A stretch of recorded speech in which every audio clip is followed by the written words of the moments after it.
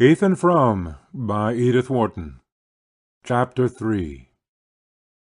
There was some hauling to be done at the lower end of the wood lot, and Ethan was out early the next day.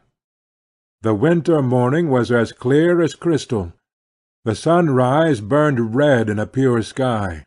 The shadows on the rim of the wood lot were darkly blue, and beyond the white and scintillating fields patches of far-off forest hung like smoke. It was in the early morning stillness, when his muscles were swinging to their familiar task, and his lungs expanding with long draughts of mountain air, that Ethan did his clearest thinking. He and Zena had not exchanged a word after the door of their room had closed on them. She had measured out some drops from a medicine bottle on a chair by the bed, and after swallowing them, and wrapping her head in a piece of yellow flannel, had lain down with her face turned away. Ethan undressed hurriedly and blew out the light, so that he should not see her when he took his place at her side. As he lay there he could hear Matty moving about in her room, and her candle, sending its small ray across the landing, drew a scarcely perceptible line of light under his door. He kept his eyes fixed on the light till it vanished. Then the room grew perfectly black, and not a sound was audible but Zena's asthmatic breathing. Ethan felt confusedly that there were many things he ought to think about, but through his tingling veins and tired brain only one sensation throbbed, the warmth of Matty's shoulder against his. Why had he not kissed her when he held her there? A few hours earlier he would not have asked himself the question. Even a few minutes earlier, when they had stood alone outside the house, he would not have dared to think of kissing her. But since he had seen her lips in the lamplight, he felt they were his. Now, in the bright morning air, her face was still before him. It was part of the sun's red, and of the pure glitter on the snow. How the girl had changed since she had come to Starkfield! He remembered what a colourless slip of a thing she had looked the day he had met her at the station, and all the first winter how she shivered with cold when the northerly gales shook the thin clapboards, and the snow beat like hail against the loose-hung windows. He had been afraid that she would hate the hard life, the cold and loneliness. But not a sign of discontent escaped her. Zena took the view that Matty was bound to make the best of Starkfield, since she hadn't any other place to go to. But this did not strike Ethan as conclusive. Zena, at any rate, did not apply the principle in her own case. He felt all the more sorry for the girl, because misfortune had in a sense indentured her to them. Matty Silver was the daughter of a cousin of Zenobia Frome's, who had inflamed his clan with mingled sentiments of envy and admiration by descending from the hills to Connecticut, where he had married a Stamford girl, and succeeded to her father's thriving drug business.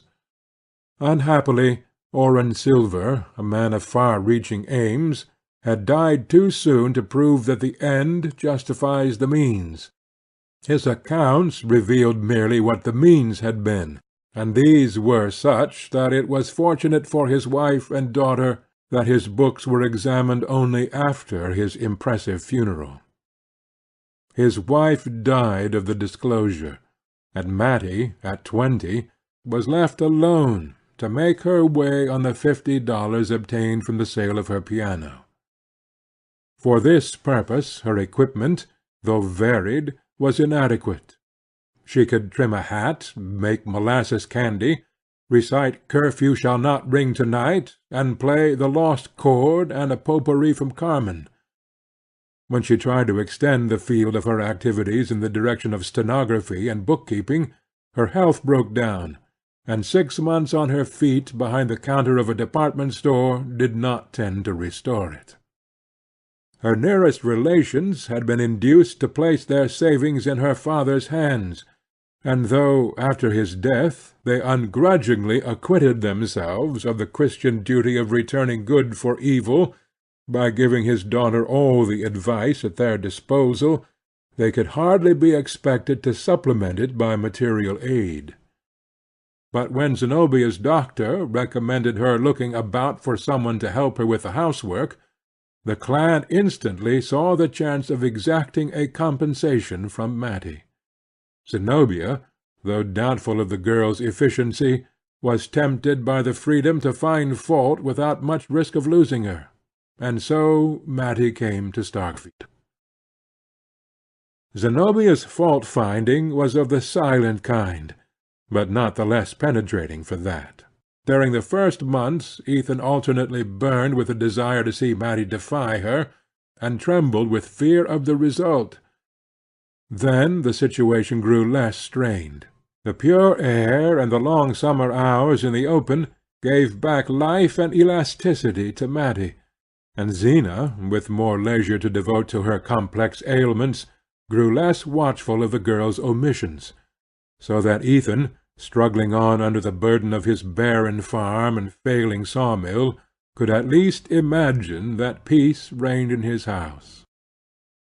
There was really even now no tangible evidence to the contrary, but since the previous night a vague dread had hung on his skyline.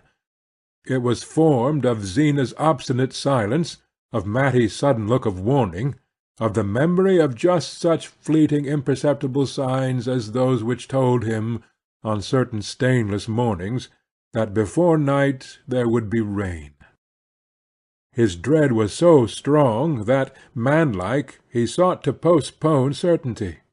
The hauling was not over till midday, and as the lumber was to be delivered to Andrew Hale, the Starkfield builder, it was really easier for Ethan to send Jotham Powell, the hired man, back to the farm on foot, and drive the load down to the village himself. He had scrambled up on the logs, and was sitting astride them, close over his shaggy greys, when, coming between him and their streaming necks, he had a vision of the warning look that Matty had given him the night before. "If there's going to be any trouble, I want to be there," was his vague reflection, as he threw to Jotham the unexpected order to unhitch the team and lead them back to the barn. It was a slow trudge home through the heavy fields, and when the two men entered the kitchen, Matty was lifting the coffee from the stove, and Zena was already at the table. Her husband stopped short at sight of her.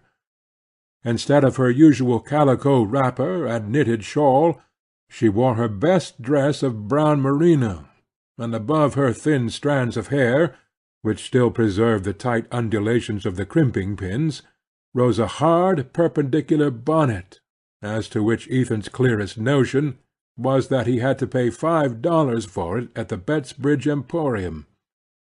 On the floor beside her stood his old valise, and a bandbox wrapped in newspapers.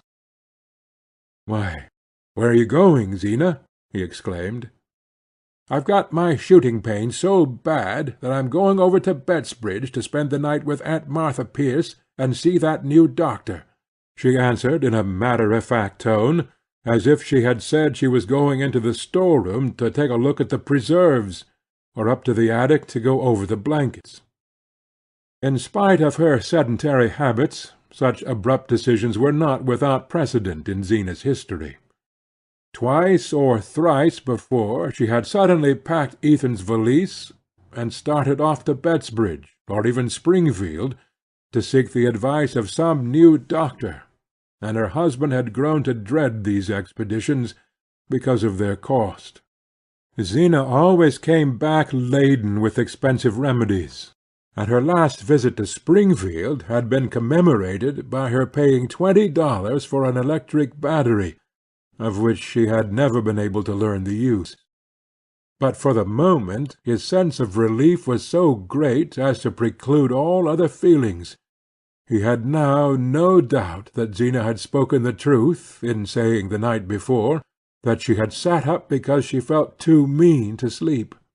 Her abrupt resolve to seek medical advice showed that, as usual, she was wholly absorbed in her health.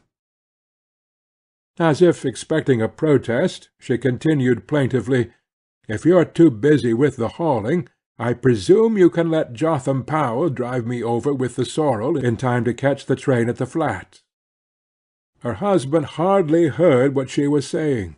During the winter months there was no stage between Stockfield and Bettsbridge, and the trains which stopped at Corbury Flats were slow and infrequent. A rapid calculation showed Ethan that Zena could not be back at the farm before the following evening.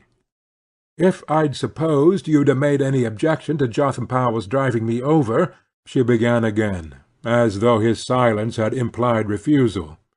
On the brink of departure she was always seized with a flux of words. "All I know is," she continued, "I can't go on the way I am much longer.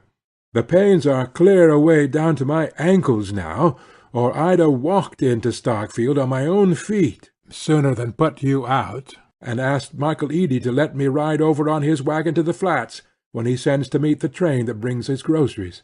I'd a had 2 hours to wait in the station, but I'd a sooner ha' done it, even with this cold, than to have you say—" "Of course Jotham'll drive you over," Ethan roused himself to answer. He became suddenly conscious that he was looking at Matty while Zena talked to him, and with an effort he turned his eyes to his wife. She sat opposite the window, and the pale light reflected from the banks of snow made her face look more than usually drawn and bloodless, sharpened the 3 parallel creases between ear and cheek, and drew querulous lines from her thin nose to the corners of her mouth. Though she was but 7 years her husband's senior, and he was only 28, she was already an old woman. Ethan tried to say something befitting the occasion, but there was only one thought in his mind: the fact that, for the first time since Matty had come to live with them, Zena was to be away for a night. He wondered if the girl were thinking of it too. He knew that Zena must be wondering why he did not offer to drive her to the flats, and let Jotham Powell take the lumber to Stockfield, and at first he could not think of a pretext for not doing so. Then he said, "I'd take you over myself, only I've got to collect the cash for the lumber." As soon as the words were spoken he regretted them, not only because they were untrue, there being no prospect of his receiving cash payment from Hale, but also because he knew from experience the imprudence of letting Zena think he was in funds on the eve of one of her therapeutic excursions. At the moment, however, his one desire was to avoid the long drive with her behind the ancient sorrel who never went out of a walk. Zena made no reply. She did not seem to hear what he had said. She had already pushed her plate aside and was measuring out a draught from the large bottle at her elbow. "It ain't done me a speck of good, but I guess I might as well use it up," she remarked, adding, as she pushed the empty bottle toward Matty, "If you can get the taste out, it'll do for pickles." Chapter 3